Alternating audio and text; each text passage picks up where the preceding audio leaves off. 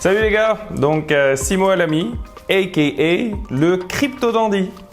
Aujourd'hui, nous allons parler de la base, à savoir la blockchain. Let's get started.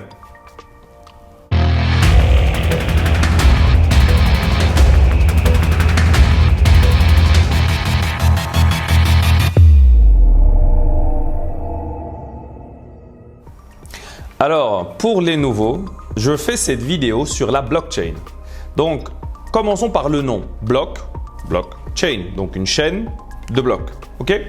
Donc, je vais vous l'expliquer de manière à ce que vous puissiez, vous, le réexpliquer à vos proches de manière extrêmement simple. Donc, commençons par la première partie du mot, qui est donc bloc. Donc, qu'est-ce qu'un bloc? C'est une série de données qui peuvent être à peu près n'importe quoi.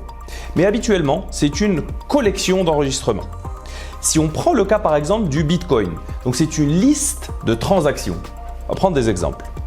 A a payé 30 € à B. X a payé 200 € à Y, etc.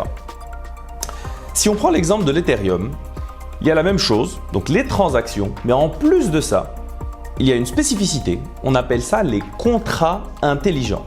En anglais, Smart Contract. Ok?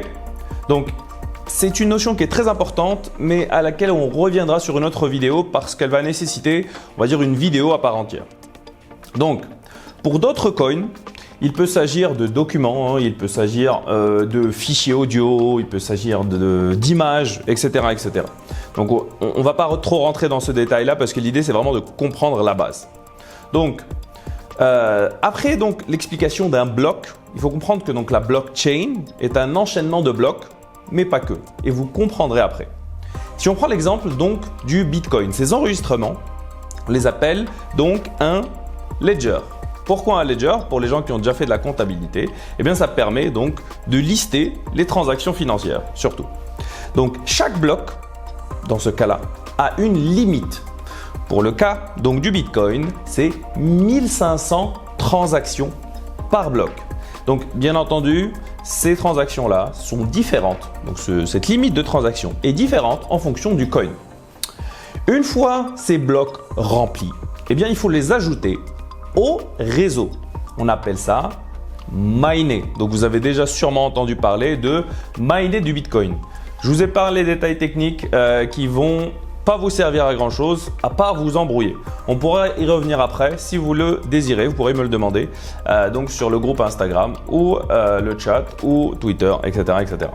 Donc la notion clé aussi du Bitcoin, c'est qu'il est décentralisé, donc qui est très différent de centralisé. Prenons l'exemple de centralisé. C'est une personne ou une entité qui a donc le droit de prendre toutes les décisions. Pourquoi? Simplement, dans toutes les choses qu'on utilise aujourd'hui, Facebook, elle a le droit de décision total, quasiment, sur tout ce qui se passe sur sa plateforme. Elle décide de fermer votre compte, vous ne pouvez rien y faire. Donc la décision vient de Facebook. Donc dans le cas du Bitcoin, c'est décentralisé, à savoir que plusieurs personnes ont un pouvoir de décision et un pouvoir de voter. Pour le Bitcoin, tout le monde peut le faire. Et d'ailleurs, tout le monde peut avoir accès à toutes les transactions et donc au ledger du Bitcoin. C'est aussi pour ça que c'est très important parce que tout le monde peut miner et tout le monde peut voter sur la blockchain pour valider qu'une transaction a bien été effectuée. Bien sûr, chaque participant est rémunéré pour le faire. Et il est rémunéré comment? Quand vous minez du Bitcoin, vous gagnez des Bitcoins. C'était le cas en 2009, c'était le cas en 2010, c'était le cas en 2013 peut-être. Les gens le font aujourd'hui, c'est pour ça qu'il y a des farms, donc des fermes de mining. Je pense que moi et vous, on ne pourra pas le faire, clairement. C'est plus du tout possible aujourd'hui, c'était le cas il y a plusieurs années.